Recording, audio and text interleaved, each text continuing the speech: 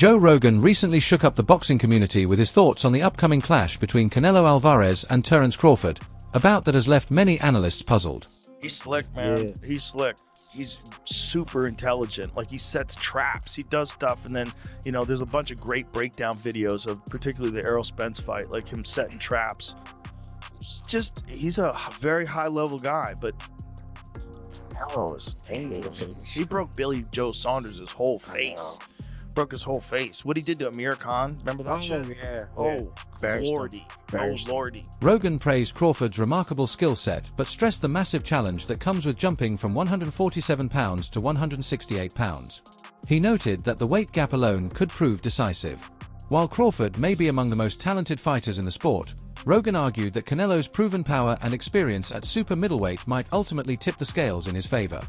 Yeah. Shoot, what about get away? Crawford and Canelo? What do you think of that?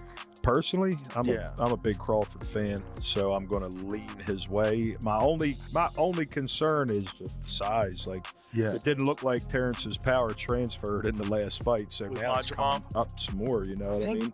Part of the problem with that is Majumav's really good. Yeah, he's really. I mean, but I just think Crawford is. It's weird to say against Canelo, but I think he's the better boxer, and I think he's the guy who can make the better in-fight adjustments if Canelo doesn't kill him.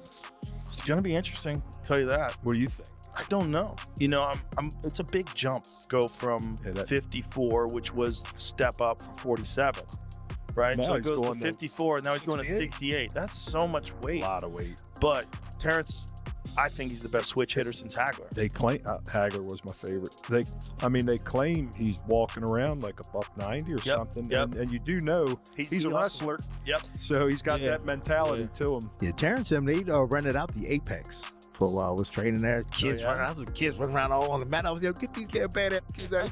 He was using the Apex? Yeah. Why was he using the Apex? I don't know. I'd see it, but 30 people, you know. One guy running 30 people. Yeah. Half of them in suits.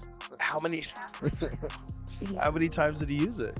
Oh, he was there for a while. Really? Yeah. They were training at the Apex. Interesting. And this was getting ready for this fight? Yeah, getting ready for this fight. Well, that makes sense because the UFC is co-promoted. Yeah. Dana is a part of it. I saw on their website, buy the Canelo Crawford fight. Now, in my head, I was like, holy shit. And then I was like, oh, yeah, Dana's involved with this. Yeah. That's something you never thought you'd see. The build-up to this fight is filled with uncertainty, as opinions across the boxing world remain divided. One of the strongest takes comes from Jose Benavidez, a former opponent of Crawford, who is firmly backing him to score an upset. Benavidez argues that while the weight difference is undeniable, Crawford's ring IQ and adaptability make him a threat to anyone. He downplays Canelo's size advantage, suggesting it isn't as decisive as many assume. What sets Crawford apart, Benavidez believes, is his versatility, the ability to seamlessly switch between orthodox and southpaw, read his opponents, and make adjustments on the fly. Unlike many of Canelo's past challengers, Crawford won't step into the ring intimidated, and Benavidez insists that this mental toughness could be the X factor. I mean, like I said, a lot of people are counting Crawford out. Crawford's a beast. He's smart, he knows what he's doing. Canelo, he's not that big of a guy. He obviously weighs more, but I mean, you can't take nothing from Crawford. He goes in there to win. So I mean, I feel like it'd be a good fight. My brother didn't get the opportunity, but I mean, only Canelo knows why it didn't happen. And he's got to keep moving forward. Got to keep moving forward. But it's gonna be a good fight to watch. I got Crawford on this one. A past opponent, and you shared the ring with Crawford in one of the most scintillating fights of Crawford's career. Talk to us intricately. What's one of the things that fans just can't ascertain about Crawford while watching on TV? The thing with him, he adjusts. He's a smart motherfucker. He adjusts. He's not only does he switch from southpaw to orthodox, but he's just a smart. He has a high IQ in boxing, and that's what I feel like. All these fighters that go in there to fight Canelo, they already go in there scared, is what I believe, that which already beats him, So Crawford's gonna go in there to fucking win. He's not gonna go in there to fucking lose. So I mean, I have it going Crawford. Crawford's decision to step up in weight and challenge Canelo has also sparked concern from fighters who know firsthand what it's like to face them. Amir Khan, who has been in the ring with both men, urged caution. He acknowledged Crawford's unmatched boxing IQ, but warned that moving all the way up to 168 pounds could put an enormous strain on his body. Khan argued that the extra weight might slow Crawford down, while Canelo's power, even at this stage of his career, remains a serious danger. He went so far as to question whether Crawford needs to take such a risk after everything he's already achieved. Khan's message was straightforward: don't burden yourself with the challenge of Canelo at super middleweight. I think I'm the only guy that beat it with both fighters. So yeah, I'm thinking of maybe going there. I've been asked to go there and obviously give my input on the fight before they go in the ring. And obviously I know both fighters. Canelo's a friend now after our fight we had, and also Crawford had shared training camp with him as well. It's a good fight. Well, I'm not going to say too much. Okay. I'm going to save it till on the day of the fight. Okay.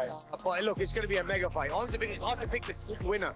But like I said, it's a close one. The concern over Crawford competing at a higher weight has been echoed by others in the boxing community, including Richardson Hitchins.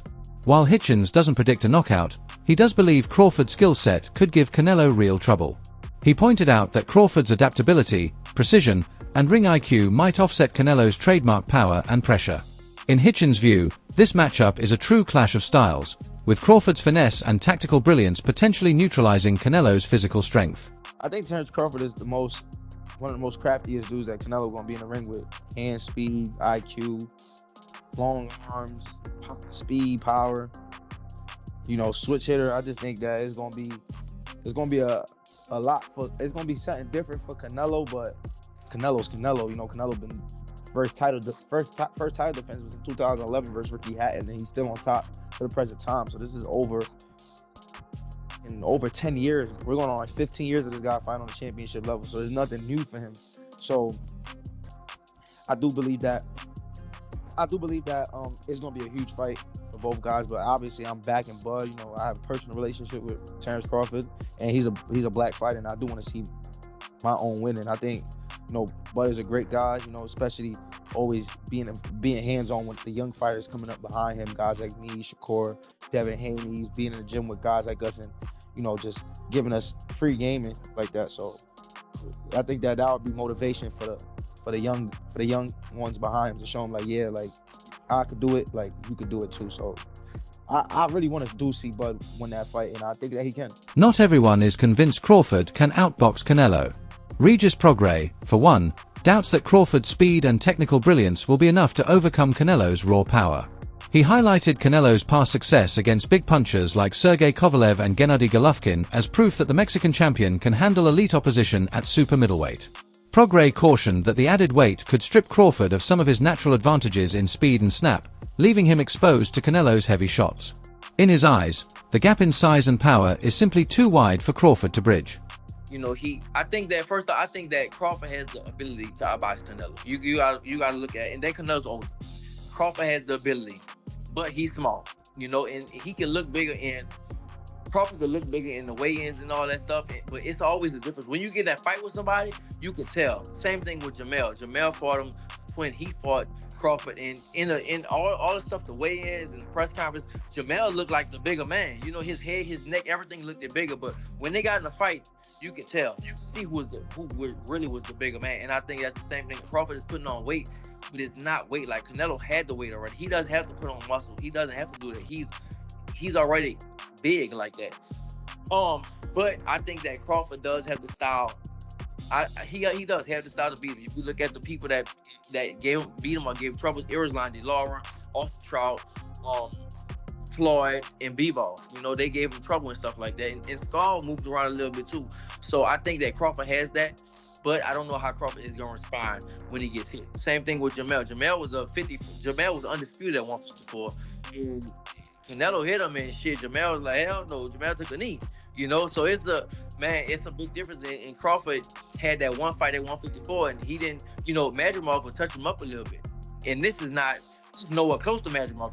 You talk about Canelo. Now, if it was just another bigger guy, I would go with Crawford. But you talk about great. This might be, I mean, people might kill me for it, but well, not really, but this might be the best Mexican fighter ever. Andy Ruiz offered a more balanced perspective. He acknowledged Canelo's power and overall strength, but pointed out that Canelo has historically struggled against southpaws, an area where Crawford excels as one of the most dangerous switch hitters in the sport. Ruiz suggested this could be a key factor Crawford might exploit. Still, he stopped short of making a prediction, admitting the fight is too close to call. In his view, both men bring unique strengths that could swing the momentum at different moments, making the outcome a genuine toss-up. Well, all I know is that if you were in a Canelo Crawford card, that card would be a million times bigger. Still amazing card, but you would have had a lot. Who wins, Canelo or Crawford? I think it's gonna be a good fight, man. I'm going for Canelo, of course. You know, he's the Mexican warrior as well. And for Crawford, man, you can't neglect him or you can't underestimate him as well. You know, he has a lot of skills, a lot of movement. He's a lefty as well. That's what Canelo has struggled with. I think it's gonna be an amazing fight, man. I just can't wait. And on the other hand, Zab Judah expressed far more confidence in Crawford's chances. He argued that Crawford's superior reflexes, sharp intelligence, and overall skill set would give him the upper hand. Judah emphasized that Crawford's speed and quickness could prove decisive, particularly in the later rounds when Canelo's stamina has been known to wane. In his view, Crawford's high ring IQ would enable him to dictate the pace, systematically break Canelo down, and potentially even score a late stoppage. What about Canelo and Crawford? I want to see that fight. Big butt. Big butt. We're going to have to roll Canelo up. We're going to have to hack him up. How hard does he jump from 47 to 68? I mean, it's a very big challenge. But what I think with his skill and the way he adapted to the fire, when I see him stand toe-to-toe, side by side, the game over. Terence Crawford, don't be surprised if he stops him. Don't be surprised if Canelo stops Crawford. But Crawford stops Canelo. I would be surprised. See that card? Caleb Plant sees the matchup as more than a battle of physical attributes. In his view, both men bring distinct strengths, Canelo with his power and experience, Crawford with his sharpness and adaptability. For Plant, the real deciding factors will be mental toughness and strategy. He believes the fight is nearly impossible to predict, as the outcome may ultimately hinge on which fighter can impose his will and execute his game plan more effectively. Terence is not a regular guy. You know what I'm saying? He's special. And, you know, Canelo, he's a top-notch fighter, world-class fighter. Still on the pound-for-pound list, I'm sure towards somewhere near the top. And it's exciting.